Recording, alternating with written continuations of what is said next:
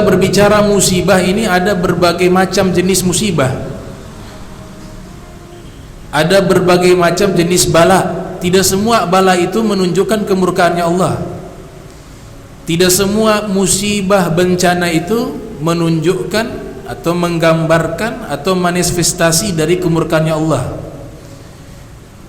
Kita lihat latar belakangnya. Kalau yang seperti keadaan kaum Tsamud yang Allah turunkan bencana tersebut, Allah berikan bala, maka kita pastikan bala itu bagian dari kemurkaannya Allah. Kenapa? Karena kaum Tsamud mengingkari kebenaran.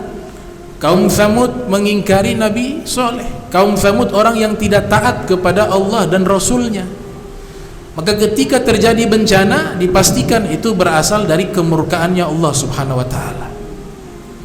Jadi kalau satu tempat, satu daerah, satu kota, seluruhnya ini melanggar aturan-aturan Allah,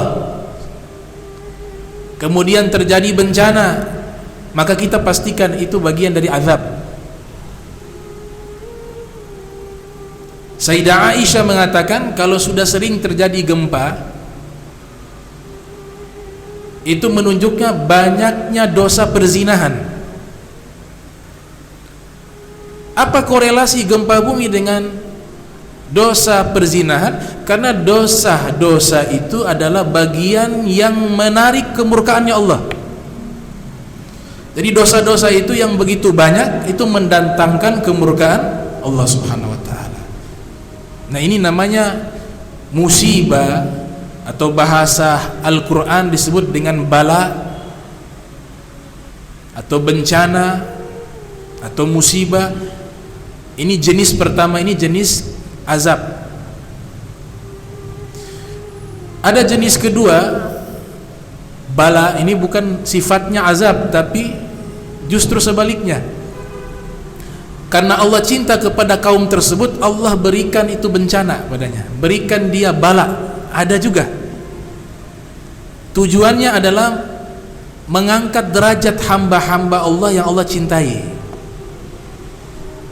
Nanti beberapa hamba Allah yang Allah cintai, mereka mendapatkan surga yang Allah sediakan di akhirat. Surga yang mereka dapat itu tidak bisa dibayar dengan amal soleh mereka, dengan sholat mereka, puasa mereka, tapi justru dengan kesabaran ketika diuji oleh Allah. Dia mendapatkan surga karena sabarnya itu. Nah, ini yang dimaksudkan di dalam hadis. Nabi Muhammad sallallahu alaihi wasallam bersabda, "Idza ahabballahu 'abda ibtalah." Idza ahabballahu 'abda ibtalah. Apabila Allah mencintai seorang hamba, kalau kita tarik makna globalnya, sekelompok kaum atau seorang hamba, ibtalah, Allah berikan bala kepadanya, Allah berikan ujian kepadanya, Allah timpakan bencana kepadanya. Nah, bencana, bala, musibah yang seperti ini bukan karena azab, tapi karena mahabbatullah, karena Allah cinta kepada kaum tersebut, Allah berikan itu musibah agar mereka bersabar. Kesabaran mereka itulah yang mendatangkan banyak pahala yang tidak bisa dicapai dengan sholat, tidak bisa dicapai dengan puasa. Makanya nanti di yaumil qiyamah orang-orang seperti ini berterima kasih kepada Allah. Mereka mengatakan, terima kasih ya Rabb, engkau telah berikan ujian padaku di dunia. Kenapa? Karena begitu banyak pahala yang saya tidak menyangka begitu besarnya pahala itu lewat kesabaran di saat mengalami musibah dan bencana. Ini jenis bala. Ada juga tujuannya Allah menguji kekuatan iman hambanya lewat ujian, lewat bala. Inna ja'alna ma'alal ardi zinatan laha linabluwahum ayyuhum ahsanu amala walladzi khalaqal mauta wal hayata liyabluwakum ayyukum ahsanu amala.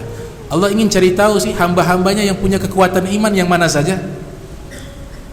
bentuk ikhtibar, ujian. Oh, ternyata ini keimanannya kuat. Makin diuji, amalannya makin bagus.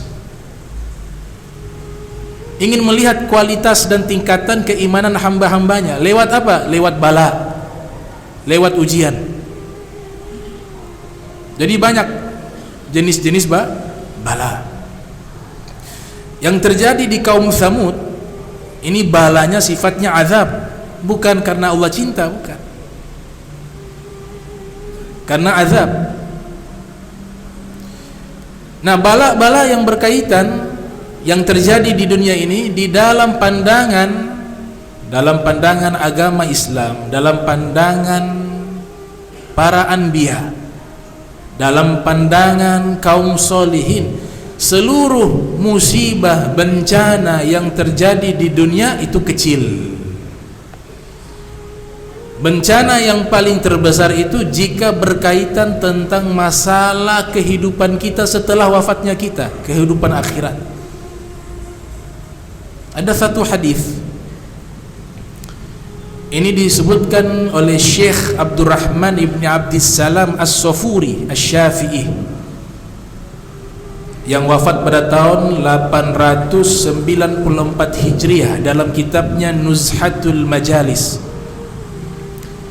Seorang ulama bernama Imam Tajuddin As-Subki, pengarang kitab Tabaqatus Syafi'iyyatul Kubra, yang lahir pada tahun 727 Hijriah, wafat 771 Hijriah. Pernah ada yang bertanya kepada beliau tentang makna hadis Nabi. Su'ila As-Subki an qaulin Nabi sallallahu alaihi wasallam. Ditanya Imam Subki tentang makna hadis Nabi, idza ra'aitum ahlal bala'i fas'alullahal afiyah.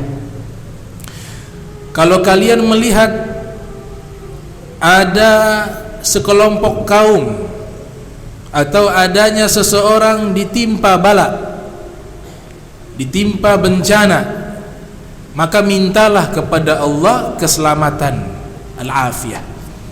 Al-afiyah ay as-salamah, maknanya keselamatan. Dijelaskan oleh Imam Subki hakikat bencana yang sesungguhnya. Kalau kita yang awam ini pasti beranggapan ini konteksnya masalah duniawi. Tapi untuk kalangan para ulama yang sholihin, mereka mengatakan yang dimaksudkan bala di situ bukan berkaitan tentang musibah yang terjadi di dunia. Tapi beliau katakan apa?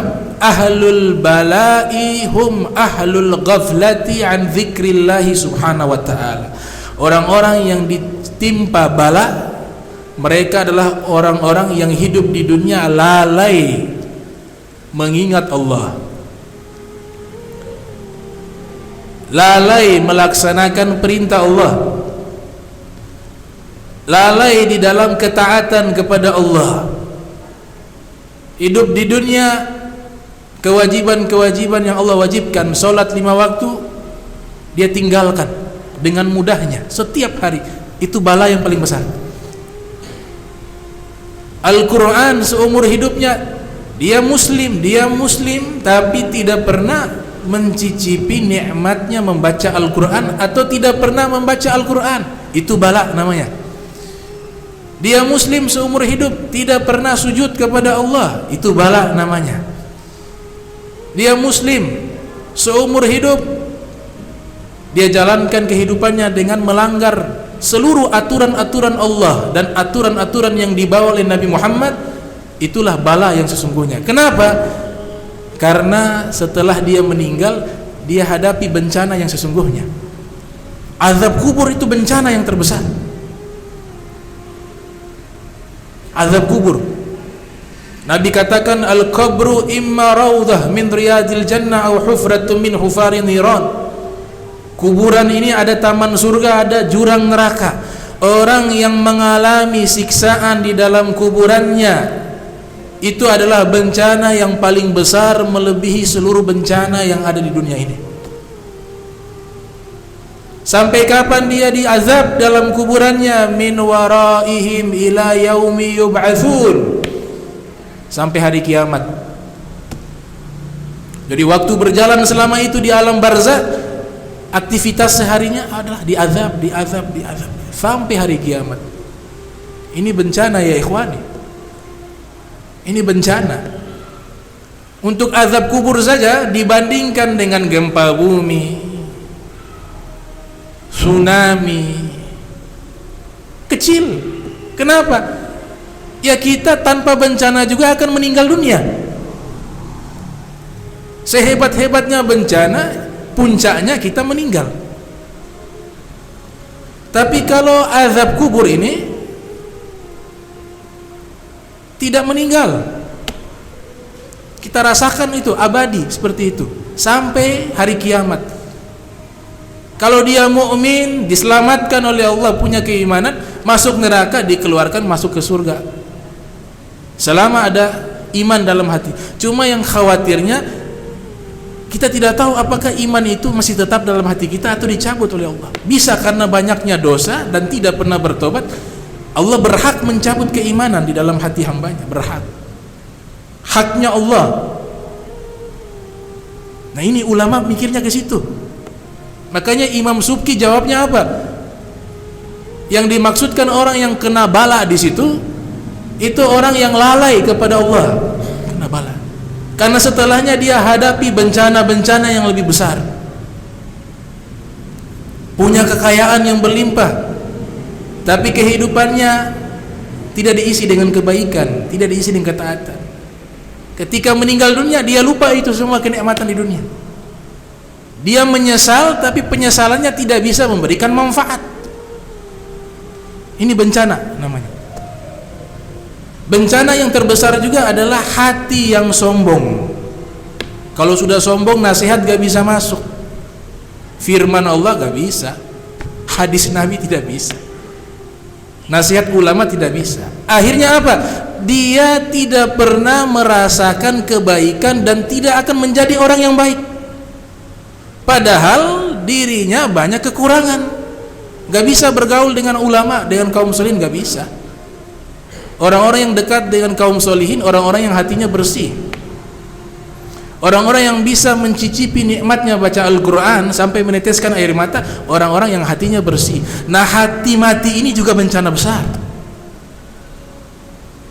lebih besar dari bencana yang ada di dunia ini. Yaumul Qiyamah bencana. Bahkan Yaumul Qiyamah ini digambarkan alam semesta hancur.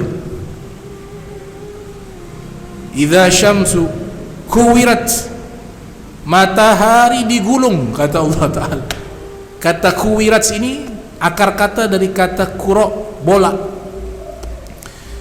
Ulama tafsir mengatakan kertas, Allah gambarkan ini alam semesta seperti kertas yang ada di tangan kita kemudian kita rames. Itu alam seperti itu hancurnya gambarannya. Makanya diibaratkan gunung ini seperti kapas yang bertebaran. Ini bencana.